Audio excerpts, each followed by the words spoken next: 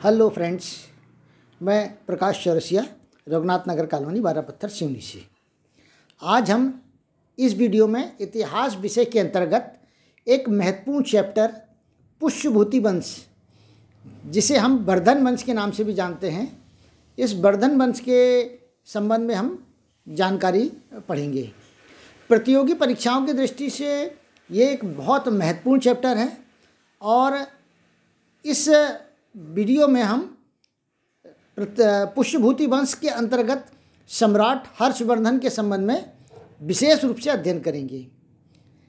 इस वीडियो के पूर्व हमने गुप्त वंश के पतन के पश्चात 5 प्रमुख वंशों का अध्ययन कर चुके थे और इन्हीं 5 वंशों में से पुष्यभूति वंश भी एक था।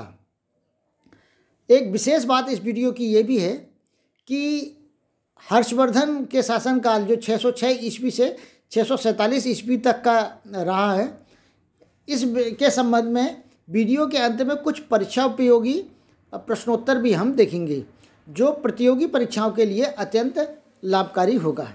तो आइए अब हम देखें सम्राट हर्षवर्धन के शासनकाल के संबंध में विशेष रूप से। ये देखिएगा चित्र जो है सम्राट हर्षवर्धन का चित्र है और इसके साथ साथ ये जो बाजू में नक्शा दिया हुआ है, ये नक्शा जो है, इस नक्शे में हर्षवर्धन के शासित क्षेत्र के संबंध में जानकारी दी गई है। यहाँ पर आप जो देखेंगे कि ये जो रंग से भरा हुआ है, ये सम्राट हर्षवर्धन का शासन का क्षेत्र है और ये एक विशाल शासन का क्षेत्र है जिसमें 41 वर्ष तक के उन्होंने शासन किया। और यही कारण है कि इन्हें एक दूसरा अशोक का नाम भी दिया गया कि जैसे अशोक सम्राट का नाम था, वैसे ही इन्हें दूसरा अशोक सम्राट कहा गया। इनके शासनकाल में वल्लभी, उज्जैन, मथुरा, कन्नौज, प्रयाग, नालंदा से लेकर राजगृह तक के क्षेत्र शामिल थे। तो ये नक्शे में अगर आप देख लेंगे तो आपको पता लग जाएगा। और इसमें जो थानेश्वर है, पहले इनकी राजधानी थी, बाद में ये राजधानी कन्नौज हो गई। आगे आप देखेंगे सम्राट हर्षवर्धन के संबंध में संक्षेप में जो जानकारी है कि इनका जन्म 590 ईस्वी में थानेश्वर में हुआ था। मृत्यु 647 ईस्वी में हुई थी इनकी। शासनकाल 606 ईस्वी से लेकर 647 ईस्वी तक की। अगर हम देखें कि 590 में इनका जन्म हुआ, लेकिन 606 अर्थात 16 वर्ष की अल्पायु में ही इन्होंने शासन की बागडोर संभाल ली थी। उसके क्या कारण थे हम आगे देखेंगे। वंश इनका पुष्यभूति वंश था, जिसको वर्धन वंश के नाम से भी हम जानते हैं। कई बार परीक्षा में ये पूछा भी जाता है। इनके पिता का नाम प्रभाकर वर्धन, जो एक प्रतापी शासक थे। इनकी माता यशोमती थी, जिन्हें अग्रमहिषी भी कहा जाता है। अग्रमहिषी का अर्थात ये जो राजा के संग ही राजगद्दी पर बैठती थी। तो ये थी इनकी माता यशोमती। इनका धर्म पूर्व में हिंदू था और ये शैव भक्त थे, लेकिन बाद में इन्होंने बौद्ध धर्म को भी स्वीकार कर लिया और बौद्ध धर्म में इन्होंने महायान शाखा को स्वीकार किया था। इनके बड़े भाई राज्यवर्धन, जो इनके पूर्ववर्ती राजा थे और जिनकी हत्या बाद में कर दी गई थी, इसके संबंध में हम आगे पढ़ेंगे। इनकी बहन राजश्री, और इनकी राजधानी पहले थानेसर था, बाद में कन्नौज इन्होंने अपनी राजधानी को बना लिया। अब आगे देखेंगे हम पुष्यभूति वंश, वर्धन वंश का जो वंशावली है। नरवर्धन संस्थापक सम्राट थे, अर्थात पुष्यभूति वंश के जो संस्थापक सम्राट थे वो नरवर्धन थे। और नरवर्धन एक्चुअल में गुप्त वंश के एक सामंत थे। बाद में इन्होंने, जब गुप्त वंश कमज़ोर हुआ, तो उन्होंने अपने आप को स्वतंत्र घोषित कर लिया था। इस तरह से इन्होंने पुष्यभूति वंश की स्थापना की। इसके पश्चात राज्यवर्धन प्रथम इनके शासक बने, फिर आदित्य वर्धन, उसके बाद प्रभाकर वर्धन, जो राजवर्धन और हर्षवर्धन के पिता थे, और राजश्री जो इनकी पुत्री थी। तो प्रभाकर वर्धन इनके 2 बेटे थे, राज्यवर्धन जो इनके बड़े बेटे थे, हर्षवर्धन जो छोटा बेटा था, और राजश्री इनकी पुत्री थी। इस तरह से ये इनका वंशावली हर्षवर्धन के काल तक की। आगे अब हम देखेंगे सम्राट हर्षवर्धन के संबंध में जो जानकारी हमको प्राप्त होती है, इसके प्रमुख स्रोत क्या है। क्योंकि इतिहास के अंतर्गत कोई भी जानकारी प्राप्त होने के लिए स्रोत सबसे ज़्यादा महत्वपूर्ण होते हैं कि वो स्रोत कहाँ से प्राप्त हुए हैं। तो सबसे पहले है जशोल अभिलेख, जिसके रचनाकार रवि कीर्ति जी थे। दूसरा है बांसखेड़ा ताम्रपत्र अभिलेख, जो शाहजहाँपुर उत्तर प्रदेश में हमको प्राप्त हुआ। तीसरा है मधुबन ताम्रपत्र अभिलेख, जो आजमगढ़ उत्तर प्रदेश में प्राप्त हुआ। इसके साथ साथ चीनी यात्री ह्वेनसांग का जो लेख है, जो सन 629 से 645 तक के मध्य के संबंध में है, ये इसमें लिखा गया है। बाणभट्ट द्वारा रचित हर्ष चरित्र, जिसमें राजा हर्षवर्धन के जीवन का परिचय है, और इसी से हमको बहुत सारी जानकारी हर्षवर्धन के संबंध में प्राप्त होती है। एवं कादम्बरी, जिसे विश्व का प्रथम उपन्यास भी माना गया है, जो बाणभट्ट ने लिखा, लेकिन ये अधूरा रहा, और बाणभट्ट की मृत्यु के पश्चात उनके पुत्र भूषण भट्ट ने इसे पूर्ण किया था। और इसीलिए कादम्बरी के दो भाग हैं, एक पूर्व भाग और दूसरा उत्तर भाग। पूर्व भाग के रचनाकार बाणभट्ट थे और उत्तर भाग के रचनाकार भूषण भट्ट थे। इस तरह से अगर हम देखें तो जो कादम्बरी है वो दो चरणों में पूर्ण हुई है, और ये कई बार परीक्षा में पूछा भी जाता है। आगे अब हम देखेंगे हर्षवर्धन के संबंध में कि हर्षवर्धन 16 वर्ष की आयु में विपरीत परिस्थिति में शासन की बागडोर संभाली। और शासन की बागडोर इतने अल्पायु में क्यों आ गए थे, इसके कारण है कि जो मालवा के शासक थे देवगुप्त, इन्होंने कन्नौज के शासक ग्रहवर्मा पर आक्रमण कर दिया। ये जो ग्रहवर्मा थे हर्षवर्धन और राजवर्धन के जीजाजी थे, अर्थात राजश्री का विवाह इनके साथ ग्रहवर्मा के साथ हुआ था।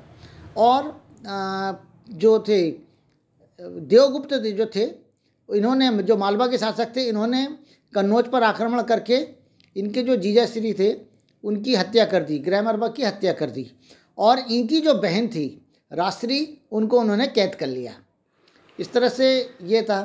अब अपनी बहन को छुड़ाने और अपने जीजाजी के मृत्यु का बदला लेने के लिए राजवर्धन ने, उस समय जो राजा थानेश्वर के राजा थे, ने ग्रहवर्मा के ऊपर, ग्रहवर्मा की हत्या का बदला लेने के लिए देवगुप्त पर आक्रमण कर दिया।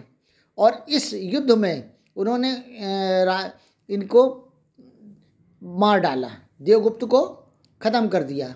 लेकिन ख़त्म करने के साथ ही उसी वक्त में जो बंगाल के शासक थे, जिनकी नज़र पहले से ही कन्नौज पर थी और जो ग्रहवर्मा के विरोधी थे तथा देववर्मा को सहायता कर रहे थे, उन्होंने कन्नौज पर धोखे से राजवर्धन की हत्या कर दी।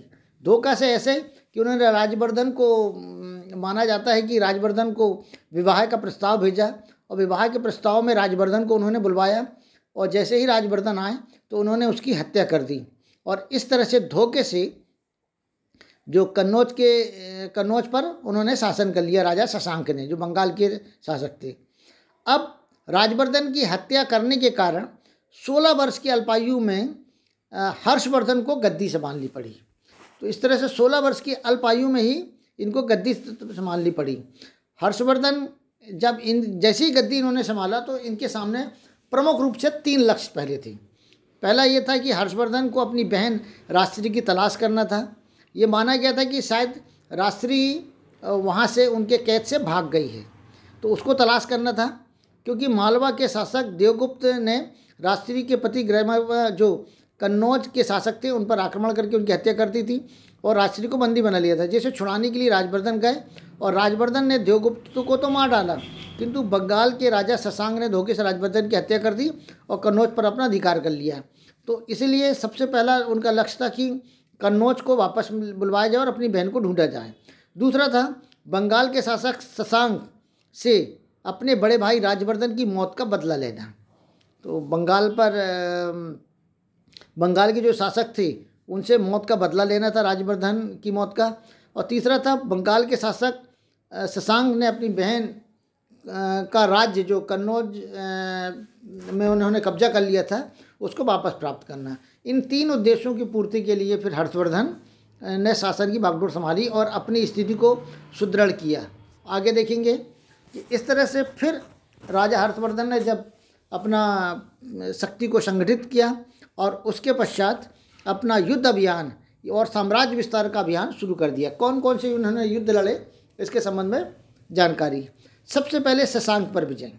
बंगाल के शासक शशांक से अपने बड़े भाई राजवर्धन की हत्या का बदला लेने तथा कन्नौज राज्य को वापस प्राप्त करने एवं अपनी बहन को ढूंढने के लिए हर्षवर्धन ने अपनी सेना तैयार की और कृतवर्मा के साथ संधि कर शशांक पर आक्रमण कर दिया। कृतवर्मा जो शशांक के विरोधी थे, उनके साथ संधि कर ली और उन शशांक पर आक्रमण कर दिया। इस युद्ध में शशांक की पराजय हुई। अब यहाँ पर दो तरह की बातें सामने आती हैं। कुछ इतिहासकार कहते हैं कि इस युद्ध में उन्होंने शशांक को मार डाला था, किंतु अन्य अभिलेख ये बताते हैं कि वो शशांक को मार नहीं पाए थे, क्योंकि वह भाग गया था और भाग के बंगाल वापस चला गया था और वहाँ पर सन 1937 तक के उसने शासन किया, क्योंकि कुछ अभिलेख में उसके शासन का जिक्र होता है। अतः ये बात ज़्यादा सही बैठती है कि उन्होंने शशांक को मार नहीं पाया था, बाकी उसको कन्नौज से भगा दिया था और कन्नौज पर शासन कर लिया था। और यह हर्षवर्धन की पहली विजय थी। इसके पश्चात उन्होंने दूसरा जो था बल्लभी अभियान, तो हर्षवर्धन ने बल्लभी के शासक ध्रुवसेन को पराजित कर दिया, किंतु बाद में उनके साथ एक मैत्री संधि कर ली। और मैत्री संधि में ये था कि उन्होंने अपनी पुत्री का विवाह संबंध उनसे कर दिया, संबंध स्थापित कर दिया। और इसके साथ ही ध्रुवसेन के साथ जो बल्लभी के शासक थे, उनके साथ हर्षवर्धन के मधुर संबंध बन गए और वैवाहिक संबंध स्थापित हो गए, और ये अंत तक के काफ़ी दोनों के लिए लाभप्रद रहे। तीसरा अगर हम देखें तो चालुक्य सम्राट पुलकेशी द्वितीय से युद्ध, ये माना जाता है कि 630 ईस्वी से 634 ईस्वी के मध्य चालुक्य सम्राट पुलकेशी द्वितीय के साथ इनका युद्ध हुआ। छोटे छोटे राज्यों को तो उन्होंने जीत कर अपने साम्राज्य का विस्तार कर लिया था, लेकिन एक महत्वपूर्ण था कि नर्मदा नदी के तट के किनारे पुलकेशी द्वितीय के साथ साम्राज्य विस्तार के दृष्टिकोण से उन्होंने युद्ध किया, किंतु इस अभियान में हर्षवर्धन की हार हुई। और इसकी जानकारी रविकीर्ति द्वारा रचित ऐहोल अभिलेख में भी हमको देखने को मिलती है। और यही कारण था कि वो पुलकेशी द्वितीय को हरा नहीं पाए और आगे उनका नर्मदा नदी के उस पार उनका विजय अभियान रुक गया। इसके साथ पूर्वी भाग पर विजय हर्षवर्धन जो थे, उन्होंने भास्कर वर्मा के साथ मिलकर पूर्वी भाग पर आक्रमण किया और आसपास के जो क्षेत्र थे कांगो, कलिंग आदि पर उन्होंने क्या की, विजय प्राप्त कर ली तथा वर्तमान शिक्षा के क्षेत्र को जीतकर कन्नौज में बौद्ध सभा तथा वर्तमान क्षेत्र को जीतने के पश्चात उन्होंने कन्नौज पर अपनी सभा बुलाई।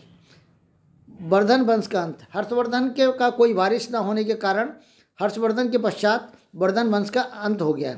वैसे हर्षवर्धन के 2 पुत्र थे, आगे हम देखेंगे, लेकिन दोनों पुत्र की हत्या उनके ही एक मंत्री ने कर दी थी। इस कारण से अब कोई वारिस नहीं बचा था और हर्षवर्धन की मृत्यु के पश्चात फिर उनका जो वंश था वर्धन वंश ही समाप्त हो गया। आगे हम देखेंगे हर्षवर्धन के शासनकाल की प्रमुख बातें हैं। नंबर 1, सम्राट हर्षवर्धन पुष्यभूति वंश वर्धन वंश के एक शक्तिशाली एवं प्रमुख शासक थे। दूसरा, सभी धर्मों के प्रति उनकी उदार नीति थी। वो स्वयं भगवान शिव के उपासक थे, लेकिन अन्य धर्मों के प्रति भी उनकी नीति बहुत उदार थी। प्रति 5वें वर्ष वे अपना सर्वस्व दान करते थे एवं इस हेतु वह बड़ा धार्मिक समारोह भी करते थे। कन्नौज एवं प्रयाग में समारोह में वो उपस्थित रहे। उन्होंने अपना सर्वस्व दान कर दिया। ये यहाँ घनश्याम धोखे से लिख गया है। चौथा था, विदेशी यात्रियों का सम्मान करते थे। यही कारण था कि चीनी यात्री हेनसांग, जिसे यात्रियों का राजकुमार भी कहते हैं, उन्होंने हर्षवर्धन की अपने लेख में बहुत प्रशंसा की है। 5वां देखें, सम्राट हर्षवर्धन साहित्य एवं कला के पोषक थे, अर्थात साहित्यकारों एवं कलाकारों की वो बहुत इज्जत करते थे और उन्हें बहुत सराहना करते थे। 6वां देखें, हर्षवर्धन स्वयं भी एक साहित्यकार एवं वीणावादक थे, अर्थात संगीतकार भी थे और साहित्यकार थे। उनके द्वारा लिखित 3 नाटिकाएँ नागानंद, रत्नावली और प्रियदर्शिका, ये कई बार परीक्षा में पूछा गया कि हर्षवर्धन की प्रमुख रचनाएं कौन कौन सी हैं। नागानंद, रत्नावली एवं प्रियदर्शिका। जो संस्कृत साहित्य की अमूल्य निधि है। इसके संबंध में भी कुछ जगह ये देखने को मिलता है कि हर्षवर्धन ने ये लिखा नहीं था, बल्कि किसी और ने लिखा था और इन्होंने अपने नाम से इसको कर लिया था। लेकिन इतिहास में यही है कि हर्षवर्धन की प्रमुख रचनाएं नागानंद, रत्नावली, प्रियदर्शिका। तो परीक्षा में भी हमको यही लिखना है कि नागानंद, रत्नावली और प्रियदर्शिका ये हर्षवर्धन की ही रचनाएं हैं। 7वां देखेंगे कि राजा हर्षवर्धन ने सती प्रथा पर प्रतिबंध लगाया।